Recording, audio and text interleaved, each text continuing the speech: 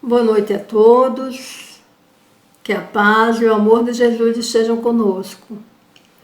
Antes de iniciarmos o nosso estudo de hoje, vamos fazer aquela nossa pequena oração dentro dessa nova modalidade de estudo que estamos fazendo no Kardec devido à Covid-19.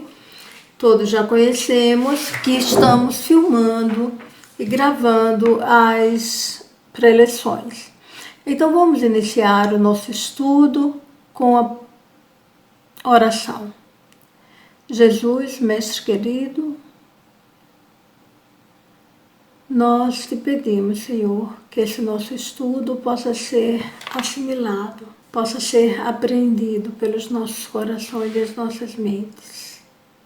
Sê conosco, Senhor, nos abençoe sempre. Bom, o nosso tema de hoje é o capítulo 18, o capítulo 8, desculpem, que nós vamos estudar, e cujo tema é Bem-aventurados os puros de coração, porque verão a Deus. Quando Jesus se refere à pureza de coração, nos traz como exemplo uma criança. Ele disse nessa passagem de Marcos 10, 13 a 16. Então lhe apresentaram os meninos para que os tocassem. Mas os discípulos ameaçavam os que lhe apresentavam. O que, vendo Jesus, levou muito a mal e disse-lhes: Deixai vir a mim os pequeninos, e não os embaraceis, porque o reino de Deus é daqueles que se lhes assemelham. Em verdade vos digo que todo aquele que não receber o reino de Deus como uma criança não entrará nele. E abraçando-os e pondo as mãos sobre eles, os abençoava. Ou seja, Jesus nos diz que o reino dos céus, o completo estado de felicidade do Espírito, é para aqueles que se parecem, se assemelham a uma criança. Vamos tentar entender esse ensino de Jesus. Jesus se refere ao coração, que é o órgão pelo qual representamos sentimentos, a pureza do coração, ele diz. Não que nossos sentimentos sejam guardados no coração, não são. Nossos sentimentos estão na mente, no espírito. É que convencionou-se dizer assim. Talvez porque os antigos viam que quando sentimos emoções o nosso coração dispara e pensaram que os sentimentos vêm do coração. Mais tarde, com a ciência, descobriram que na realidade tudo está em nossa mente. A nossa mente determina o nosso corpo, as reações hormonais. Então já entendemos que Jesus nos fala de sentimentos. A pureza de coração é o sentimento autêntico, não disfarçado. E nos fala que devemos nos assemelhar ao coração puro da criança para atingirmos o estado de plenitude espiritual. E quais as qualidades da criança que Jesus utilizou como parâmetro, como medida para nos ensinar? Jesus nos disse que o reino é para aqueles que se assemelham às crianças, ou seja, que transmitem a pureza de coração, aquilo que realmente são, que demonstram seus sentimentos, que não escamoteiam o que sentem, não fingem, não mentem, não são hipócritas, são genuínos. Revelam a humildade, a despretensão, a simplicidade. E a semana passada nós encerramos o estudo do capítulo 7 do Evangelho segundo o Espiritismo, que nos falou da bem-aventurança, da humildade dos pobres de espírito.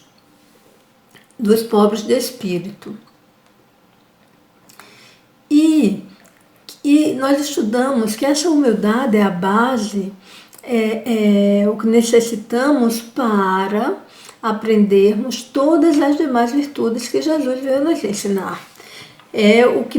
A primeira virtude que devemos desenvolver é a humildade. E a pureza de coração está intimamente ligada à humildade e à simplicidade. Porque sermos simples e humildes é não nos considerarmos nem melhor e nem pior que ninguém. É estarmos abertos ao aprendizado, às experiências, sabendo que sempre podemos receber alguma coisa que não temos. Receber no sentido de aprender, não no sentido de ganhar algum objeto material. E que podemos também transmitir ao outro um pouco dos nossos conhecimentos ou muito dos nossos conhecimentos. É também agirmos de acordo com aquilo que pensamos, que somos realmente. Ou seja, nossas palavras, nossos gestos, nossas atitudes devem refletir aquilo que trazemos dentro de nós, em nossa mente, em nosso coração. Porque se somos puros, verdadeiros, nossos atos serão coerentes com o que pensamos e sentimos. Não há em nós dissimulação nesses casos. Não há mentira, não há hipocrisia, ou seja, não há falsidade. Mas para isso, para sermos verdadeiros, não precisamos ser grosseiros nem desagradáveis. Vimos que a criança fala aquilo que sente, expressa o que realmente pensa. Ela não é dissimulada. Enquanto ela ainda é muito pequena, ela não sabe mentir. E nem tampouco ela tem prevenção contra ninguém.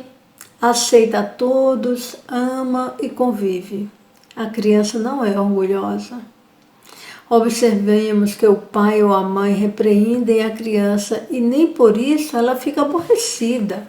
Muito tempo com os pais. Não, daqui a pouco ela já esqueceu. Às vezes ela briga também com os coleguinhas e também não fica aborrecida por muito tempo. Logo, logo ela faz as pazes e voltam a brincar. Ela não tem aquele orgulho que vai depois cultivando com o tempo. Neste ensino, Jesus nos mostra a necessidade de nos despojarmos do orgulho para podermos progredir e nos chamou a aprender com ele.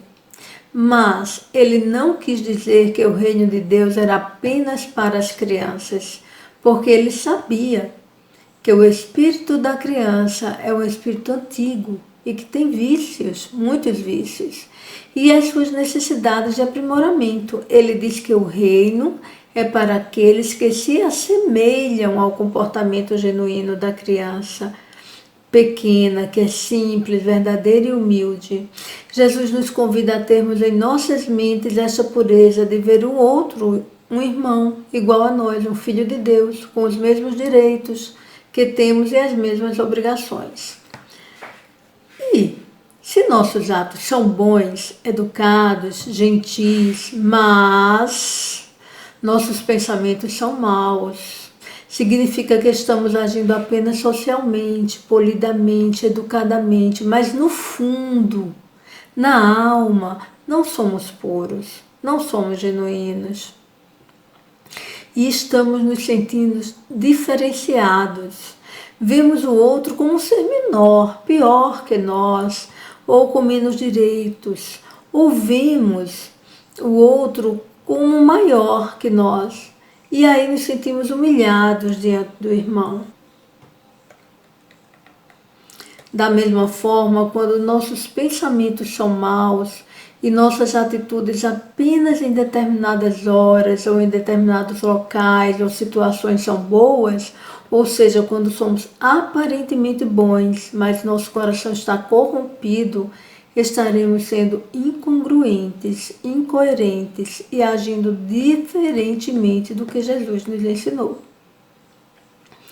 E adoecemos quando adotamos esses comportamentos, essas posturas em dissonância com a lei divina, em desalinho com a saúde espiritual e com a higiene mental.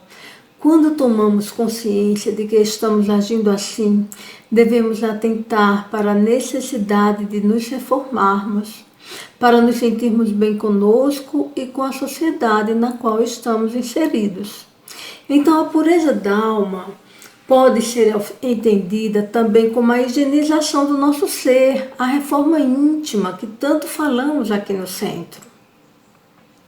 Para termos o coração puro, limpo, precisamos higienizar a nossa mente, modificarmos o nosso conceito sobre nós mesmos, sabermos quem somos e sobre os outros, a começar por entender exatamente isso, quem somos, o que estamos fazendo aqui, qual o propósito da nossa existência material. Para onde iremos? O que ocorre conosco depois dessa existência carnal? Logo, se nós temos o direito de ser bem tratados, o outro também tem. Se nós queremos respeito, temos de respeitar o outro, efetivamente. Não sendo válido mentir, aparentar um respeito e uma cortesia que em verdade não existe. É apenas exterior.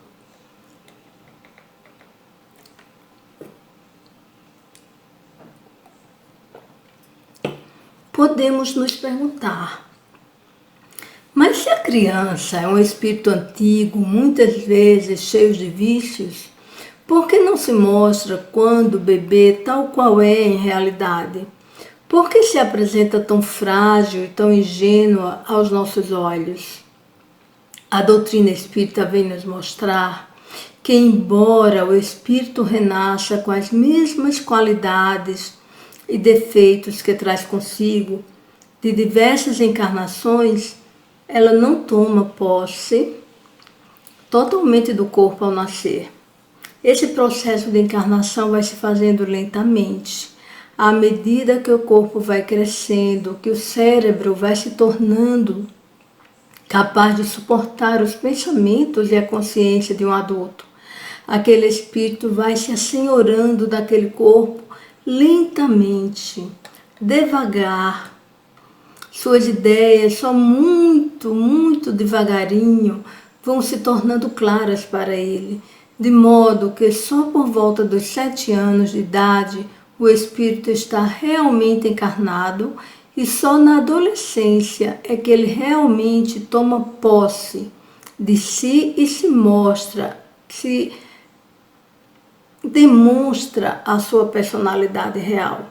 É por isso que somos tão inocentes na infância e que a adolescência é uma fase tão difícil para nós. É como se acabássemos de ter plena consciência da nossa encarnação e antes ainda estávamos um pouquinho desligados. Mas os espíritos que auxiliaram Kardec na codificação da doutrina também nos explicam que não só as crianças encarnadas, falava Jesus, não só para elas, para as crianças encarnadas, Jesus falava. Ele se referia também à infância espiritual, àqueles espíritos que acabaram de chegar na Terra, que ainda se encontram como se estivessem na infância.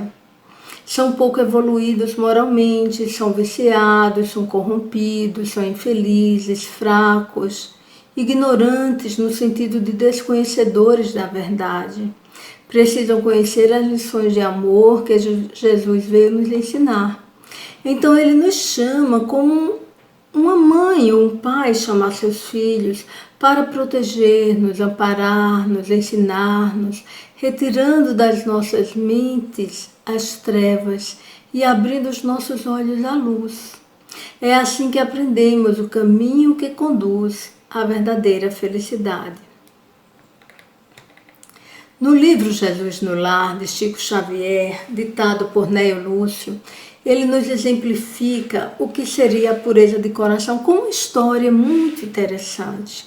Ele nos fala sobre Sara, que era a mulher de Benjamim, um criador de ovelhas ao tempo de Jesus.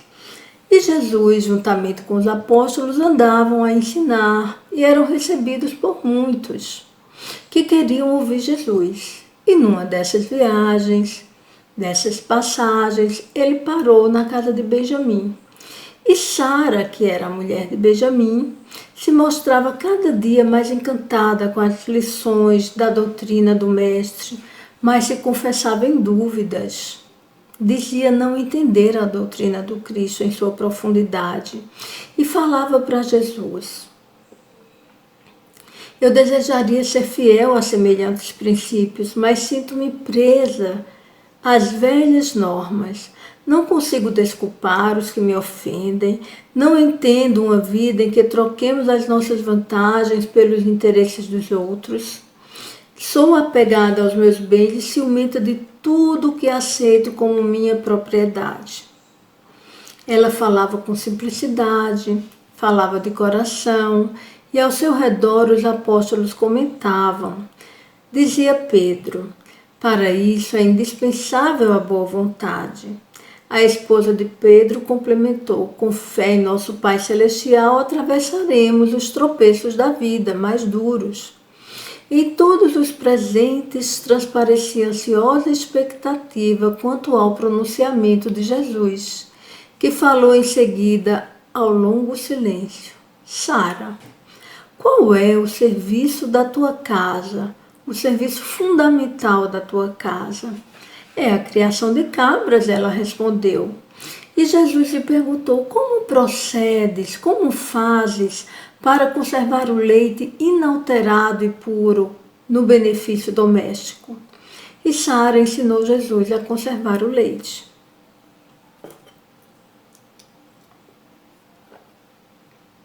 Senhor, antes de qualquer providência, é imprescindível lavar cautelosamente o vaso em que está depositado. Se qualquer detrito ficar na ânfora, em breve todo o leite se torna de franco azedume e já não servirá para os serviços domésticos mais delicados. Jesus sorriu e explanou: assim é a revelação celeste no coração humano. Se não purificarmos o nosso vaso da alma, o conhecimento, não obstante superior, se confunde com as sujidades do nosso íntimo, como se degenerando, reduzindo a proporção dos bens que poderíamos recolher. Em verdade, disse Jesus nessa história, Moisés e os profetas foram valorosos portadores das mensagens divinas, mas os descendentes do povo escolhido não purificaram suficientemente o receptáculo, quer dizer, o vaso, o corpo, o coração, a alma, o receptáculo vivo do Espírito para recebê-las. É por isso que nossos contemporâneos, quer dizer, o povo daquela época e ainda os nossos hoje, são justos e injustos ao mesmo tempo, crentes e descrentes, bons e maus ao mesmo tempo.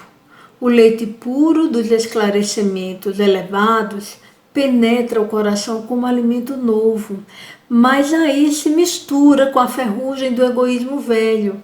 Do serviço renovador da alma restará então o vinagre da incompreensão, adiando o trabalho efetivo para o reino de Deus. A pequena assembleia na sala de Pedro recebia a lição sublime e singela, comovidamente sem qualquer interferência verbal. E Jesus concluiu generoso: o orvalho no lírio alvo é diamante celeste, mas na poeira da estrada é gota lamacenta.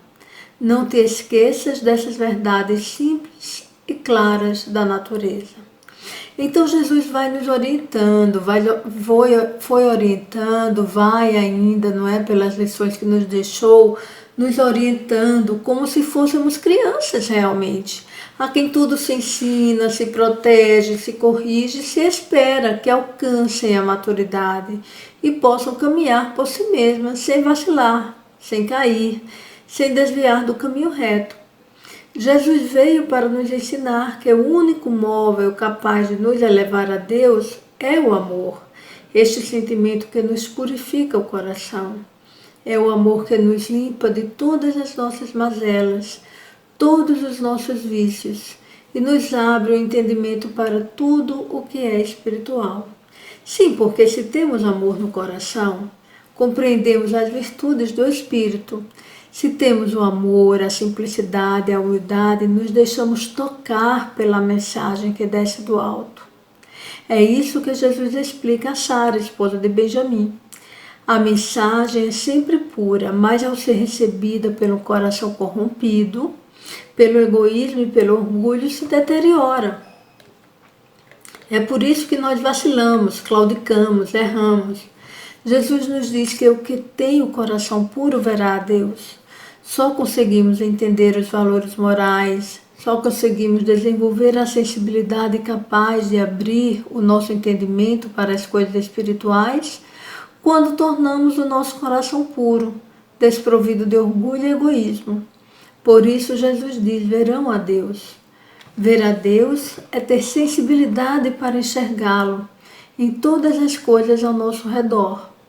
Enxergamos Deus até nos nossos sofrimentos, quando vamos nos purificando, mudando a nossa forma de pensar, compreendendo melhor os defeitos dos nossos irmãos, aprendemos a revelar, a relevar, a sermos indulgentes, a sermos pacientes, pois aprendemos que todos chegarão à compreensão um dia, de modo que em algum momento no futuro teremos nos despojado do homem velho e ignorante que éramos e renasceremos um ser melhor, mais puro, mais evoluído, mais sábio e mais próximo.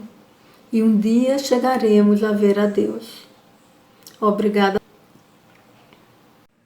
Agora que nós já estamos com os pensamentos elevados, que já acabamos a nossa preleção, vamos fazer a nossa vibração.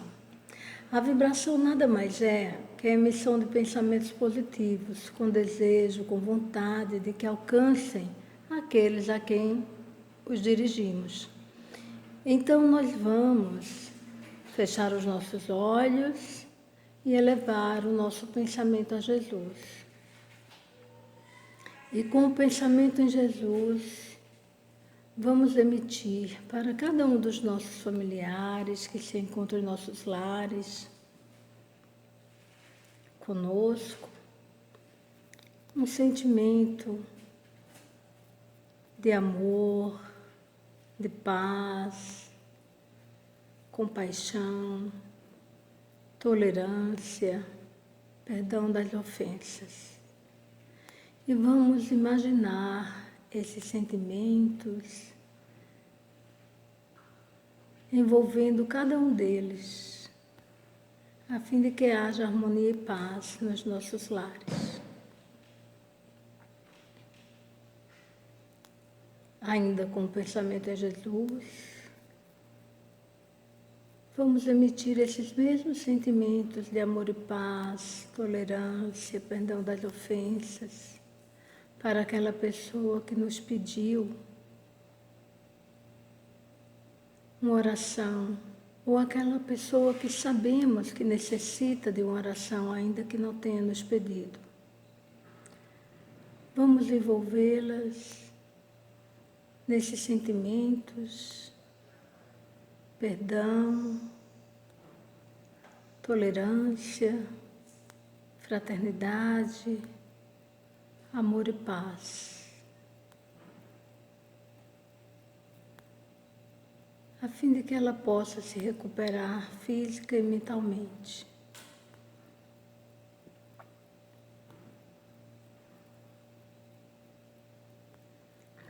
Nós te agradecemos, Jesus, a tua assistência e nos entregamos a ti, confiantes, dispostos, com coragem e fé, para enfrentarmos a vida, os nossos desafios, sabedores da tua misericórdia sobre nós. Sê conosco, Senhor, hoje e sempre. Obrigada e boa noite.